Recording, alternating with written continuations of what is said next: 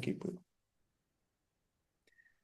Hola, ¿cómo les va? Este es un nuevo episodio de Conversaciones Socioambientales, un podcast que lo hacemos con Gabriel Cicchini y quien les habla, Danilo Castelli. En el episodio de hoy vamos a hablar sobre los conflictos ambientales, aprovechando que, bueno, estoy involucrado personalmente en uno, en Villa Carlos Paz, pero bueno, estuve involucrado en otros y bueno, tenemos acceso a bibliografía, digamos, general sobre este tema. Entonces vamos a hablar en general sobre los conflictos ambientales. Bueno, Para explicar algo, va a ser en este episodio, Gabriel me va a entrevistar a mí, lo armamos de esa manera, va a estar dividido en cuatro bloques. Bueno, ahora Gabriel los presenta. bueno, un gusto estar nuevamente. Y bueno, va a ser una dinámica más de entrevista sobre una serie de ejes. Y en especial porque, bueno, en este momento Danilo está siendo un actor relevante y participando activamente en un conflicto en Villa Carlos Paz, conflicto por el Pantanillo. Entonces él va a explicar brevemente ese conflicto puntual para luego pasar a hablar del conflicto ambiental, ¿no? De los conflictos ambientales a un nivel más general, que es un tema que en Latinoamérica se da con mucha fuerza y posiblemente estamos en una época donde los conflictos ambientales se multipliquen. Ya vamos a ver por qué. También tenemos esta visión. Van a adquirir cada vez más importancia, seguramente. Y bueno, después, ¿por qué suceden, no? ¿Por qué suceden? Ahí hay múltiples causas que vamos a ir indagando. Estrategias de poder, que sería el tercer eje que queremos encarar, ¿no? Las estrategias desde el poder, ¿no? ¿Cómo encaran los gobiernos? ¿Cómo buscan resolver estos conflictos? O reprimirlos o a llegar a acuerdos. Y bueno, después, por otro lado, las estrategias de la comunidad. Y bueno, lo interesante para mí es trabajarlo a partir de la experiencia. Entonces, justamente por eso le voy a preguntar a Danilo sobre el conflicto en el Pantanillo y cómo se asocia con los conflictos ambientales a nivel general. Bueno, ahí, mira, dando la definición general de conflicto ambiental, se entiende lo del pantanillo, digamos. Hay un bien común, ¿no? Que presta servicios a la comunidad. En el caso de un ecosistema, por ejemplo, son servicios ambientales o servicios ecosistémicos, ¿no? Que bueno, como no son algo estatal ni privado, están en el espacio de lo común y muchas veces no tenemos mediciones de eso. Pero, por ejemplo, en el caso de el oeste de Villa Carlos Paz, tiene un humedal al que se llama el Pantanillo, ¿no? Ese humedal es alimentado por un arroyo que se llama el Sauce. Eh, Ese arroyo termina desembocando en otro arroyo que se llama Los Chorrillos y eventualmente en el lago San Roque, para quien conozca Carlos Paz o bueno, pueden consultar un mapa ahora mismo. Bueno, y ese humedal lo que hace, como todos los humedales, ¿no? El servicio ambiental que provee a la comunidad que vive ahí cerca, que son barrios muy populosos de Villa Carlos Paz, es regular el cauce del arroyo, sobre todo cuando hay crecidas, y absorber agua de lluvia cuando hay lluvias torrenciales, ¿no? Y de esa manera las escorrentías de la lluvia son mitigadas. Bueno, igual este pantanillo ha sido impactado de hace tiempo porque en su momento no se ordenó la urbanización del oeste de la ciudad y bueno, se permitió, se lotearon terrenos que no deberían haberse loteados. Actualmente hay mucha gente viviendo ahí, pero lo que nos puso en alarma a los vecinos este año, a partir de enero, es que el gobierno municipal le quiere permitir a una empresa que tiene una parcela de 22 hectáreas al lado del arroyo, en pleno pantanillo, le quiere permitir urbanizar, ¿no? O sea, vender, lotear y construir viviendas o negocios ahí. Primero y bueno, que es un pésimo lugar para hacerlo.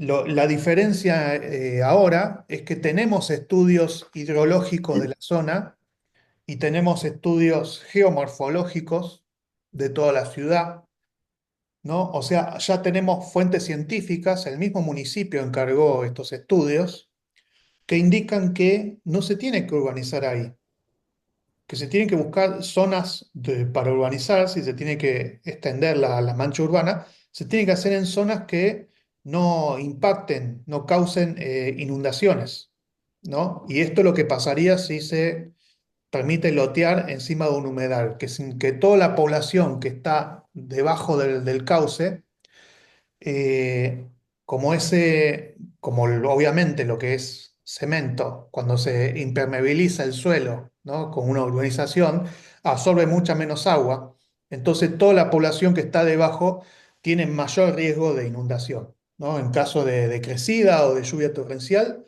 el peligro de inundarse es todavía peor. Carlos Paya tuvo una inundación grave en el 2014, donde hubo que evacuar a más de 30 personas y dos casas terminaron destruidas. En alguna parte del arroyo llegó a los 6 metros, ¿no? O sea que corrió peligro de vida a la gente. eh, y eso era sin este impacto en ese terreno, ¿no? O sea, sin esta urbanización. Si llega a pasar un evento similar, que va a pasar, porque estamos en la era del cambio climático, estos eventos se hacen cada vez más frecuentes, eh, y contamos con menos superficie, menos volumen para absorber agua, entonces la inundación abajo va a ser peor, van a quedar afectadas más casas, va a haber que evacuar a más gente y posiblemente se pierdan vidas, ¿no? Acá hay eh, entonces, volviendo a la definición de conflicto ambiental, hay un bien común, en este caso el humedal, el pantanillo, que presta servicios a la comunidad, ¿no? Que regula el caudal del arroyo y absorbe agua de lluvia, ¿no? Y eso es bueno para la comunidad porque mitiga escorrentías y previene inundaciones. El gobierno le quiere permitir a una empresa privada que urbanice ahí para que esa empresa privada saque un rédito. Entonces tenemos el beneficio a corto plazo para una empresa privada a cambio del perjuicio a largo plazo para la comunidad, ¿no? Entonces esa es generalmente la estructura de los conflictos ambientales. Bueno, acá me parece interesante que hay una propuesta de conservación para prevenir, para que luego no se tenga que... pero se terminan gastando después más recursos para mitigar muchas veces, ¿no? En vez de aprovechar una infraestructura natural, como son los humedales, que una vez que las perdés, después tenés que gastar un montón de recursos para mitigar esa... ¿no? Después vas a tener que hacer un montón de obras públicas para evitar inundaciones. Entonces, Claro, como que el planteo que está acá también es defender un bien común natural que actúa como un mecanismo que previene inundaciones o que previene inundaciones graves por su capacidad para absorber agua. Me parece como este punto es muy importante porque muchas veces no se tiene en cuenta y después terminamos cayendo en políticas de mitigación que siempre es mejor prevenir que curar, ¿no? Es mejor la prevención que hacer una transformación que altere de tal manera tanto la zona urbana como los ecosistemas que genere después devastación, ¿no? Entonces me parece que este énfasis en proteger para prevenir es muy importante. y ahí, Eh, bueno, chocan dos racionalidades. Bueno, esa, la que acabas de exponer, ¿no? Que es una racionalidad de sentido común, basada en el bien común, este, que aprovecha datos científicos, y la racionalidad capitalista, ¿no? Bueno, a ver que se beneficien unos pocos, los amigos del poder, y que el resto de la comunidad que se arregle, digamos. Bueno, de última haremos esas obras, ¿no? Prometen los políticos, pero necesitamos esto para tener progreso en el barrio, bla, bla, bla, bla, ¿no? De hecho, bueno, uno de los concejales que votó a favor de este proyecto, que es un concejal de la oposición, ¿no? Porque hubo tuvo que votar no solo todos los concejales del oficialismo, sino algunos se tuvo que conseguir varios votos de concejales opositores que habían tenido sus millones de razones para cambiar el voto. Y bueno, y este tipo salió en la radio a explicar su postura diciendo que los vecinos le habían dicho que hacía falta un supermercado. ¿Viste? Cosas así. Primero que, a ver, no sabemos si eso es verdad, no nos consta. No nos encontremos, no nos hemos encontrado a nadie, quienes, los vecinos que estamos organizados en defensa del Pantanillo, nadie nos ha dicho, che, yo quiero que haya un supermercado ahí, déjense de joder. Bueno, así que bien puede ser un invento, ¿no? Pero incluso si fuera verdad, vos podés pesar en una balanza un supermercado, ¿no? E inundarte, perder tu casa, perder seres queridos, ¿no? Entonces se puede dar esa discusión. Hay dos racionalidades que están en pugna, ¿no? Y bueno, obviamente el poder quiere imponer su racionalidad como si fuera, bueno, el sentido común, etcétera, como si fuera lo racional, como si fuera lo más inteligente, lo que piensa en el bien de las personas, en el progreso de la ciudad. Y los ambientalistas seríamos los dogmáticos, los que nos importan más los arbolitos que la gente, o los que queremos, los que estamos en contra del progreso, ¿no? Ha habido ataques en ese sentido, ¿no? De un ex ambientalista que fue, podemos decir, comprado por el gobierno de la provincia, ¿no? Y entonces le dieron un puesto, se olvidó de la protección del ambiente y nos llamó ambientalistas dogmáticos, ¿no? Porque no nos dejamos persuadir por argumentos tan estúpidos como los que ellos están exponiendo. Bueno, a mí me parece Preferimos la interesante esto del ciencia, conflicto. Sí. preferimos la ciencia sobre promesas de beneficio, digamos. Preferimos la ciencia y la memoria sobre lo que ha pasado en el 2014, ¿no? Con las inundaciones, a el convencernos de dejarnos maravillar por la palabra progreso, desarrollo, etcétera. Bueno, me parece que ahí hay un tema de conflicto de intereses, ¿no? Que está vinculado a por qué suceden. Ujú. ¿Por qué suceden estos conflictos, ¿no? Por un lado está el interés de la comunidad y por el otro el interés empresarial, donde muchas veces los políticos, en vez de representar a la comunidad, al pueblo, están más cercanos a los intereses de minorías corporativas. Entonces, creo que ahí se va, ¿no? Se puede vislumbrar el por qué suceden. Pero me interesa para vos, ¿por qué está sucediendo este conflicto y por qué suceden en general? Sí, no, bueno, suceden porque hay un sector del poder, del poder económico, el poder político, una colusión de ambos, ¿no? Que quiere obtener un beneficio, generalmente un beneficio a corto plazo y monetario, incluso si eso significa un perjuicio, a largo plazo, y en vidas para la comunidad, ¿no? Entonces, para eso ellos ven, digamos, un humedal, por ejemplo, lo ven como un terreno vacío, ¿no? Acá se podía poner un negocio, acá se podía poner, Está bueno, desaprovechado. claro, desde el punto de vista inmobiliario, ¿no? Claro, está desaprovechado. Entonces, bueno, quieren hacer el negocio y se enojan con quienes se oponen, ¿no? ¿Cómo me vas a impedir hacer lo que yo quiera dentro de mi parcela? Y bueno, porque hay leyes, macho. O sea, hay leyes, está en este caso eh, todo el terreno amarillo, toda esa parcela está en categoría amarilla de la ley de bosque provincial. Hay tres categorías, la verde, la amarilla y la roja. Y en la amarilla significa que eh, no se puede cambiar el uso del suelo, ¿no? Y si bien los municipios tienen la potestad sobre el uso del suelo a través de su código de edificación, no pueden contradecir leyes superiores que son de orden público, como la ley de bosques. Entonces el municipio de Carlos Paz está haciendo algo ilegal con esta ordenanza, por eso nosotros, los vecinos organizados, exigimos que se derogue.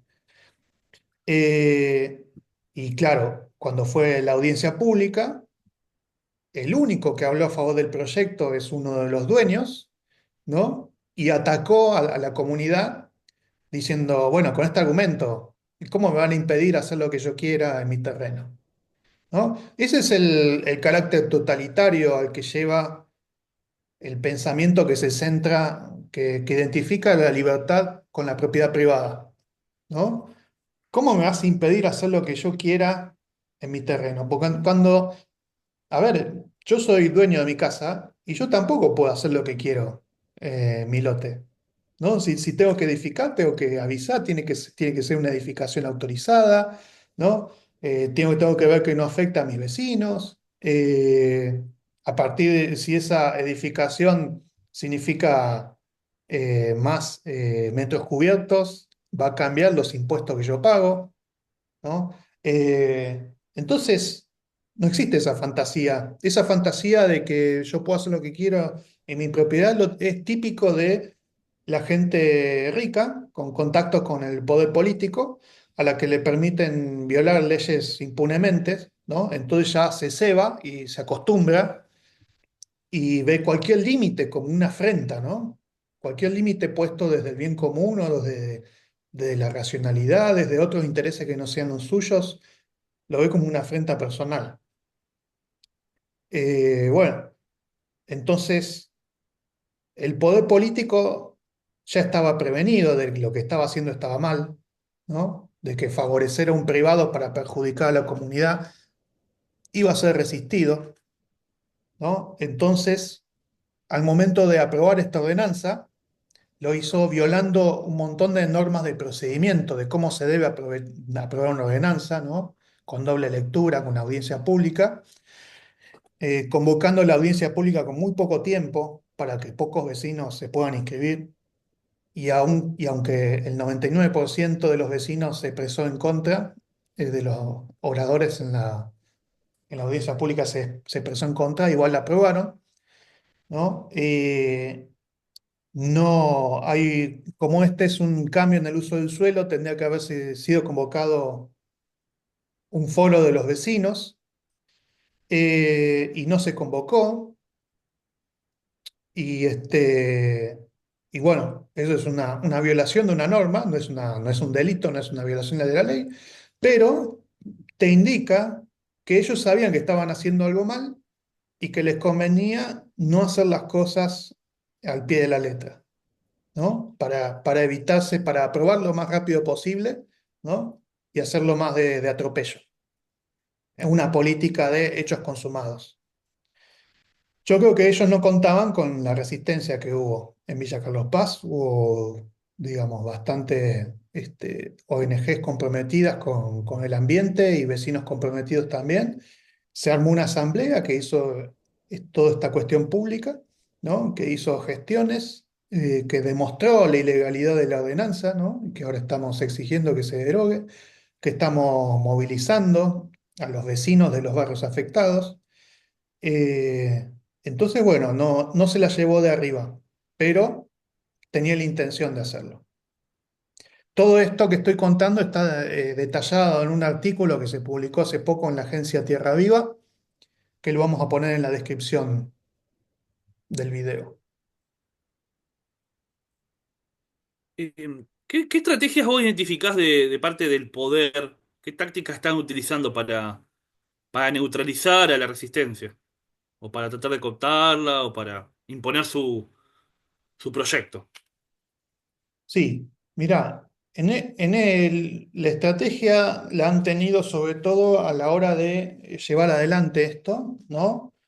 Han tenido una estrategia de largo plazo de cooptar a los centros vecinales de la ciudad, eh, de ya sea porque ahora el Estado municipal le entrega subsidios anuales o bianuales, me parece que son, a los centros vecinales.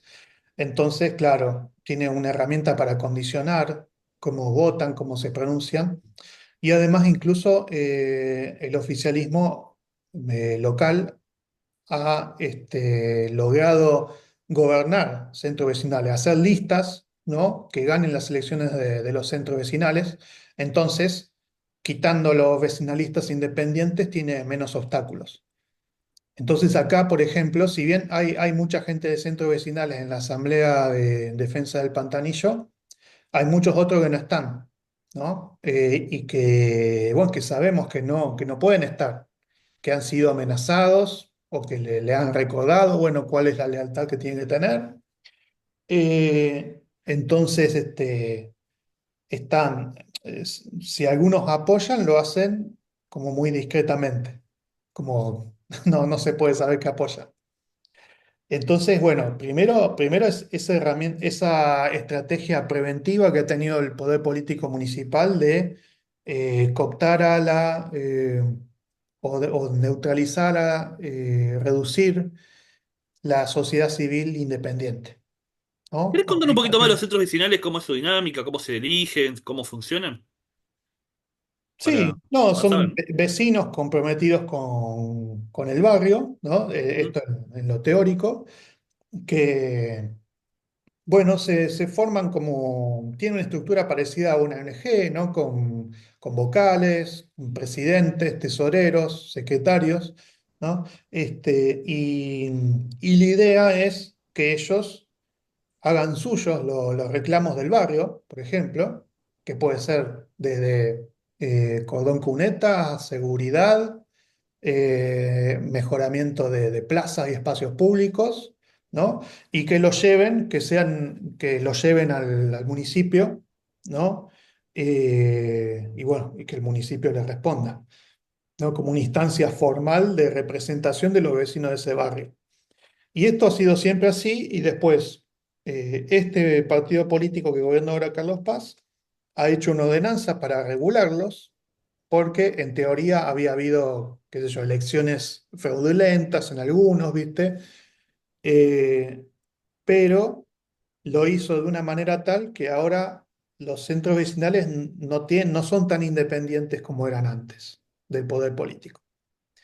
Y además con esta política de entregar un subsidio, ¿no? Que un subsidio tampoco es una fortuna, pero parece que es lo suficiente como para que, bueno, si te quejas o haces algo que no quiero, te lo retiro.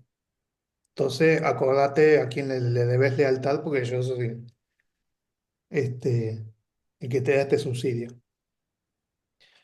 Y, y bueno, a ver, ¿me recordás a qué íbamos? Las estrategias del poder. Sí. Bueno, la otra, en cuanto a este conflicto puntual, la segunda táctica que ha tenido es esto que te dije, ¿no? De aprobar la ordenanza a paso acelerado, salteándose pasos necesarios que tenían que darse de consulta a organizaciones y a los vecinos en general.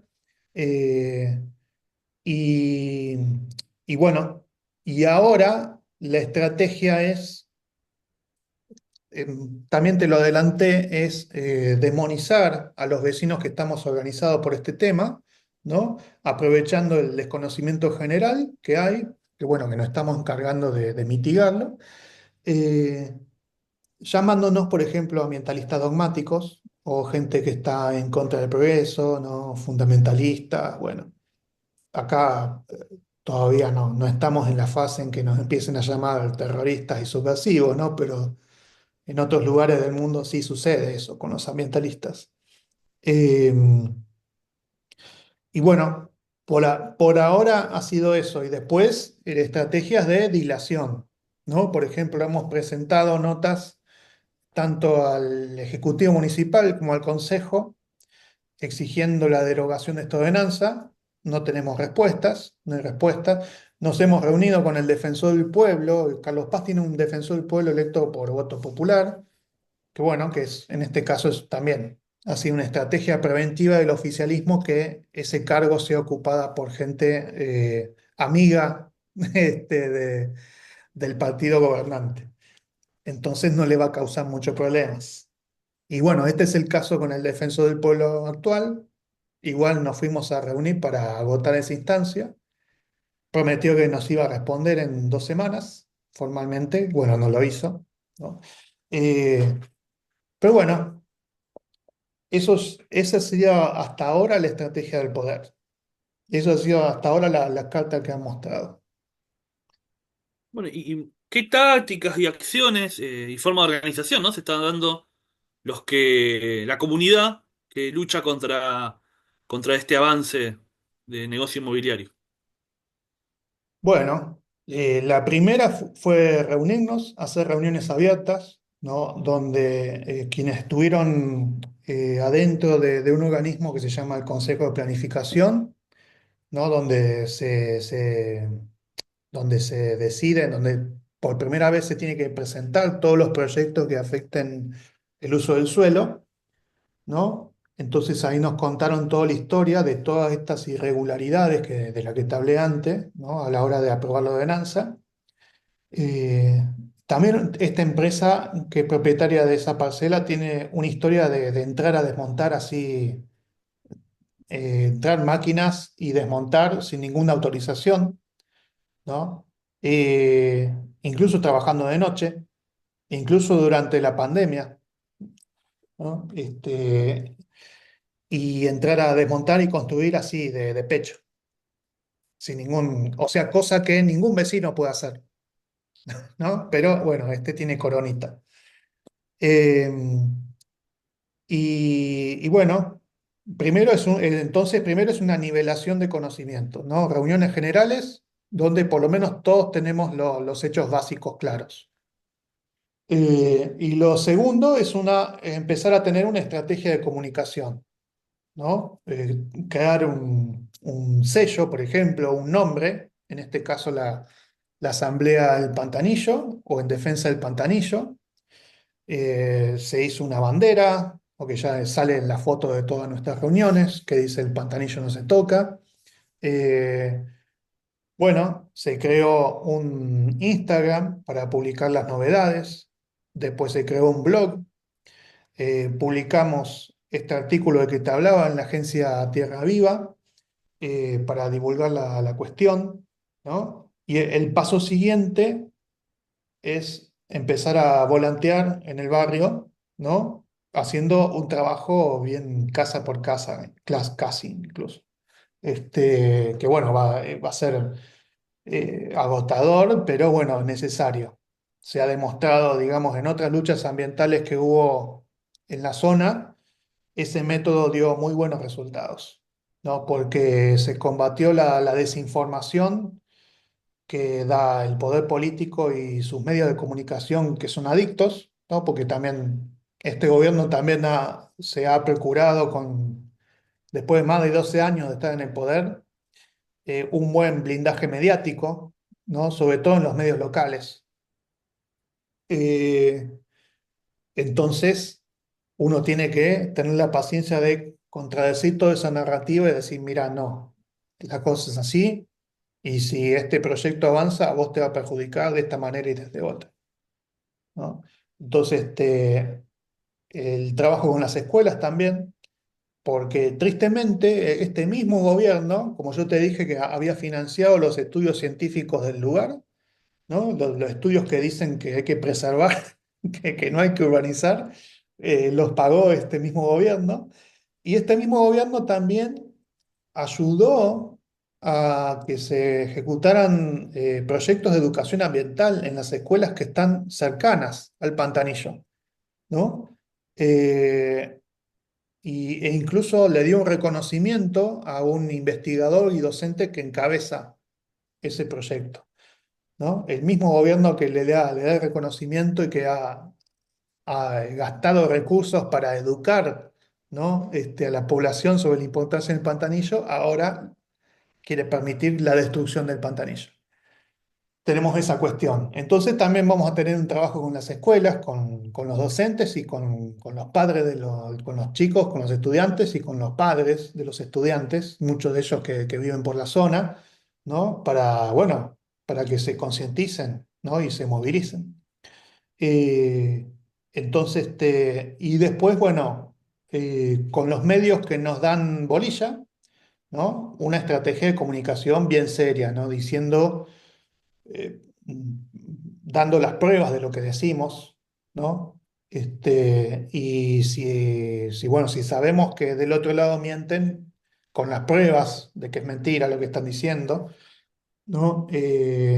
Y bueno, básicamente es como que decir las cosas en lenguaje llano para que sean de sentido común, ¿no? O sea, si los vecinos tienen una barrera natural contra las inundaciones, bueno, no la destruyas, de hecho, restaurala, mejorala, ¿no? O de última, hacer obras complementarias, pero deja eso, que ya lo hizo la naturaleza. Eh, y bueno, eso básicamente, ¿no? Después, y otra cosa, bueno, es eso, demostrar que existen propuestas alternativas y superadoras a lo que el poder está proponiendo, ¿no? Y en este caso, a ver, el mismo poder ayudó a elaborarlas. Son los estudios científicos, el informe ideológico y el estudio geomorfológico que el mismo municipio pagó. Ahí te dicen qué es lo que se tiene que hacer, ¿no? Ahí te ponen las recomendaciones. Sí, Eh, ¿No está también como alternativa la propuesta de restaurar, de reacondicionar el pantanillo? sí, Como sí. poder. Vi Nosotros que está lo esa. que queremos es que, porque esta empresa, como te dije, entró a desmontar así de prepo, así que ya hizo impactos, digamos. Entonces nosotros queremos que esos impactos se remedien, que se haga una restauración, se obligue a la empresa, o que lo haga el municipio y después se lo cobre la empresa, una restauración ecológica del predio, ¿no? No solo que no se permita hacer lo que la empresa quiere hacer, sino que se obliga a reparar el daño que la empresa ya hizo. Eh, y después, bueno, que se continúe con las obras recomendadas en el informe ideológico, sobre todo, ¿no? El informe ideológico se hizo justamente un año después de las inundaciones del 2014, ¿no? El mismo municipio lo encargó para saber, bueno, ¿cómo hacemos para evitar que se siga inundando ese lugar? ¿No? Y ese informe te dice cuáles son las obras que hay que hacer. Algunas de las obras son lagunas de retención. Y bueno, el mismo humedal ya funciona como laguna de retención. Eh, por ahí hay que hacer unas obras complementarias de canalización, ¿no? Que eso sí es obra de ingeniería civil, pero ya tenés la naturaleza haciendo el grueso del trabajo. Entonces, bueno, deja que lo siga haciendo. Ese es el sentido común. Entonces, esa es nuestra propuesta, básicamente, ¿no? Y es una propuesta superadora porque tiene en cuenta el bien común de los vecinos. Con Eh, respecto a disculpa, con sí, respecto a los bienes comunes, ahí te dejo terminar. Es interesante esto de que eh, habría que pensar, ¿no? Cómo es la gestión comunitaria y colectiva de los bienes comunes naturales, ¿no? Que cumplen servicios tan importantes para la comunidad, que muchas veces hay inconsciencia sobre la función que tienen, pero justamente el saber científico, ¿no? Las investigaciones permiten tener mayor conocimiento. Y el otro tema es justamente que hay sectores que son bienes comunes, pero que están privatizados, ¿no? Por eso el conflicto con este sí, propietario, que son también, ¿no? Debates a fondo que hay que dar de... Primero, ¿no? Lo ideal sería que no se pueda privatizar los bienes comunes, pero sucede que privados lo compran territorios y esos territorios tienen bienes comunes eh, que cumplen funciones sí. para la comunidad. Pero Entonces, hay otros privados también sí, con terrenos en esa zona y a sí. ellos no se les permite hacer esto. Entonces, este debe tener algún contacto. Claro, es una empresa poderosa, digamos, con contactos. Bueno, entonces y el último punto que te iba a decir, Sí, que bueno, que es algo, a veces que se hace, pero intuitivamente, ¿no? Que es aprovechar el conflicto, ¿no? Y la actividad en torno al conflicto para construir redes de apoyo mutuo, ¿no? Entre los mismos vecinos que están participando, entre organizaciones, ¿no? Y también con otras luchas que por ahí son ambientales o que no son del mismo rubro, ¿no? Que pueden ser del mismo rubro o no. Por ejemplo, la lucha de los jubilados. Justamente se da que, En la Asamblea del Pantanillo hay varios jubilados y gente que los apoya.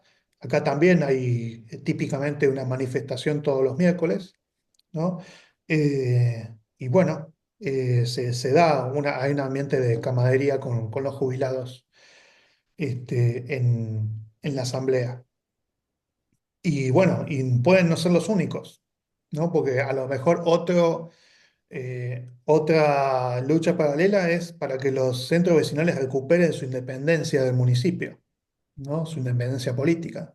Entonces ahí también, incluso hasta nos convendría, por una cuestión de conveniencia, ¿no? Ayudar.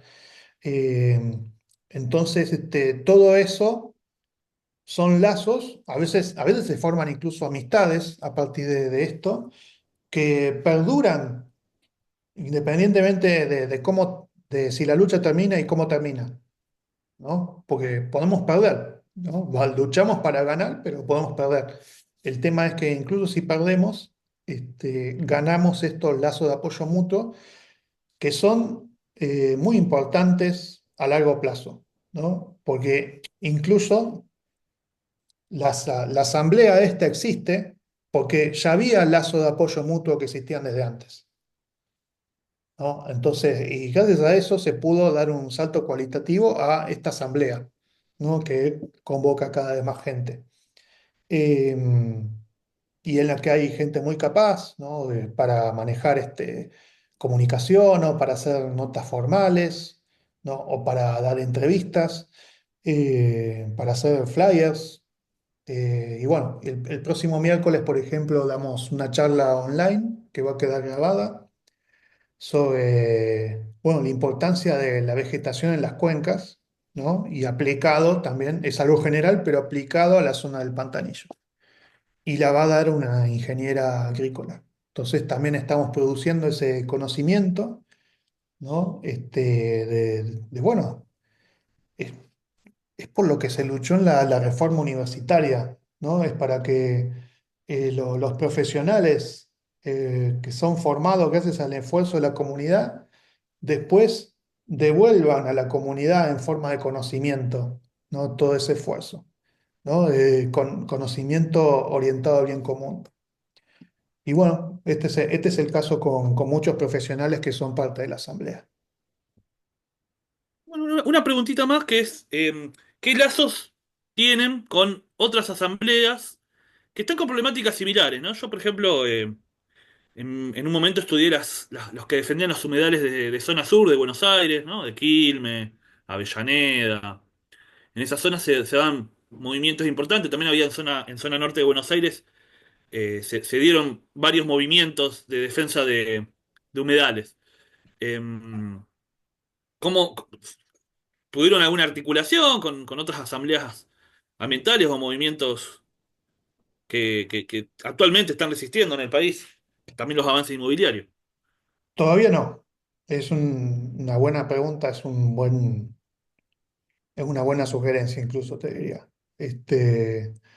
Todavía no. Hemos mirado mucho el caso de Bahía Blanca, ¿no? No ha sido muy angustiante, tanto como para la persona común le es angustiante también, pero porque decimos, bueno, hay un paralelo importantísimo, Bahía Blanca se inunda no solo por un evento climático extraordinario, que además esa excusa ya no funciona, porque a partir del cambio climático lo extraordinario se va a convertir en lo ordinario, ¿no? Sino por un proceso de urbanización descontrolada, ¿no? Donde no se siguieron ningunos criterios científicos, donde tierras que tendrían que haberse eh, conservado, ¿no? Como humedales o como bosques para absorber el agua, se urbanizaron. Entonces, bueno, obviamente se perjudicaron los que están más abajo. Y bueno, todas las historias que sabemos, ¿no? De las vidas perdidas, de gente desaparecida, de gente que perdió todo, sabemos que la mayoría pudo haberse evitado, ¿no? Entonces no, nos da mucha bronca porque hay por esta asociación ilícita, podríamos llamarle, no solo entre políticos y empresarios, sino también es una parte importante el Poder Judicial. Por esa situación ilícita tenemos que lamentar lo que tenemos que lamentar en Bahía Blanca. Y bueno, y no queremos que pase en Villa Carlos Paz. Bueno, me parece que puede ser interesante eso de, en su momento se habían dado una articulación entre distintas asambleas ambientalistas y había algo más particular de los que defensa de humedales. Así que eso es algo interesante Sí, sí, que existe, se yo sé que puede... existe la Unión de Asambleas Ciudadanas, por ejemplo, Sí. que es un colectivo bastante interesante que existe desde hace años. Sí, aparte se dan difusión, digamos, mutuamente, como vos también planteás, los medios de comunicación en general, al menos que se arme un conflicto grande, suelen ignorar Sí, o no cubrir o publicar las voces de los el otros, oficialismo. digamos. Sí, No, no las voces de la comunidad, sino las del poder. sí. Bueno, creo que es un tema que, para profundizar, creo que podemos seguir viendo algo más sobre conflictos ambientales eh, a futuro, porque es un tema interesante también. Bueno, en este canal hemos entrevistado personas de distintas partes del país, incluso de otros países, así que está bueno abordar los problemas ambientales para ver qué hay en común y cómo se están dando las luchas y aprender también de experiencias, de otras experiencias, ¿no? Exacto. Sí, Así que- sí, muy de acuerdo. Bueno, si no, podemos ir cerrando entonces. Sí, Yo les digo a quienes llegaron hasta acá, bueno, primero agradecerles y segundo decirles que vamos a dejar link de todo en la descripción, ¿no? Del artículo que mencioné en la agencia Tierra Viva, pero también del Instagram, del blog, de la asamblea y una petición online que tenemos, que también lo usamos como herramienta de difusión de la causa. bueno, genial. Y bueno, esperemos que esta lucha logre un triunfo. Y voy a decir algo que me quedó pendiente, que es con respecto a las derrotas. Muchas veces parecen que en estas luchas hay derrotas, pero como vos decís, aunque haya una derrota entre comillas, hay por un lado hay organización, que eso ya es un triunfo, que se una la comunidad. Y por otro lado, muchas veces, aunque no se logre un triunfo, se logra que el proyecto original no sea tan devastador como hubiese sido si no hubiese habido una resistencia, ¿no?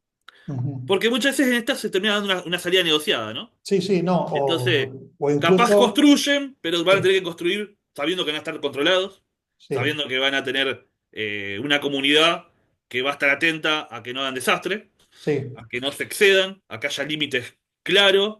Entonces, la construcción que harían sería distinta a si no hubiese existido una comunidad activa eh, resistiendo y luchando, ¿no? Entonces, incluso pasa con proyectos de otro tipo, ¿no? Donde Y a veces detrás de los proyectos hay intereses muy fuertes que no van a admitir que el poder político capitule ante los vecinos. Entonces, sí, ahí las estrategias del poder son mucho más agresivas, incluyen represión, incluyen ir a buscar a las casas a referentes, amenazarlos, hacerles perder el laburo, o meterlos en cana, ¿no? Como ha pasado en la comarca andina con los brigadistas, ¿no? Que hay el poder ahí es tripartito, son los terratenientes, el gobierno provincial, ¿no?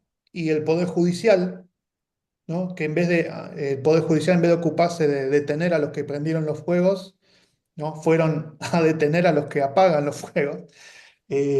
Bueno, y acá en el departamento de Punilla, donde está Villa Carlos Paz, bueno, hubo una lucha muy importante en los últimos años contra la autovía de montaña, ¿no? Era un proyecto provincial que la provincia lo vendía como, bueno, que de esta manera localidades aisladas podían salvar vidas porque las ambulancias iban a llegar más rápido a los hospitales, ¿no?